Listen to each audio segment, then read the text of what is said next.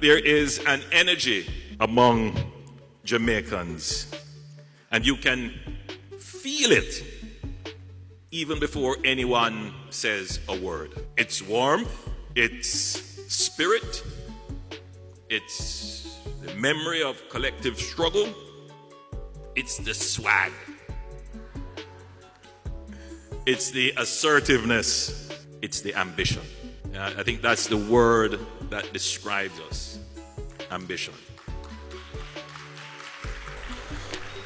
So people, at the 11th Biennial Conference meeting held in Montego Bay a couple of days ago, Andrew Holness gave his speech, but he said something to Mark Golding that went viral immediately.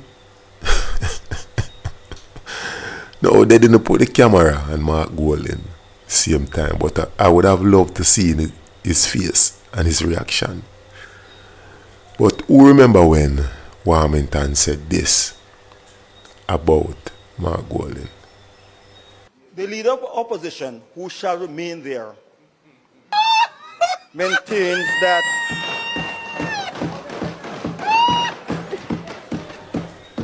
well, guess what? It's something similar.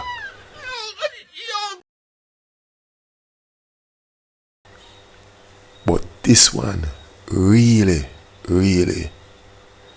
went viral. This one, people, I'm gonna watch the video. Watch it to the end.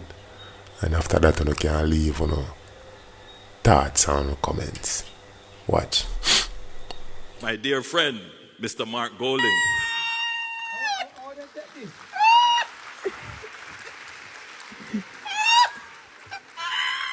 Mark, how could I forget you? God have mercy upon us. You know, it was not always the case at these events that the leader of the opposition was invited to speak. But as this event evolved into more of a national event rather than a government-sponsored event, it became the protocol that the leader of the opposition, which is a constitutional position, quite a unique thing in constitutional innovations, to have the office of the leader of the opposition written into the Constitution. So Mark, we can never forget you.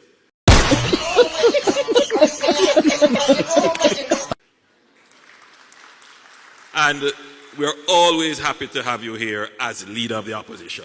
Yo,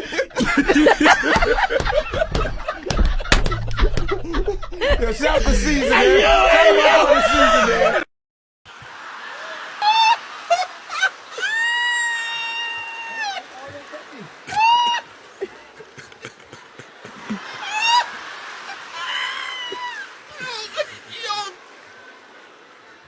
That's how we do it in Jamaica. That is the strength of Jamaican democracy. Don't let anybody fool you. Don't let anybody fool you about Jamaica's democracy. There is no other country whose democracy is as strong as Jamaica's. Believe me when I tell you that. You know, I have always said that Jamaica is the first black democracy in the world. Yeah, and I have not been contradicted successfully so far, but it is the truth. It is something that we can be proud of.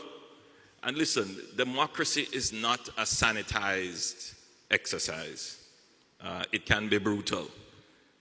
But many of you are from countries where the brutality of the democracy is probably worse.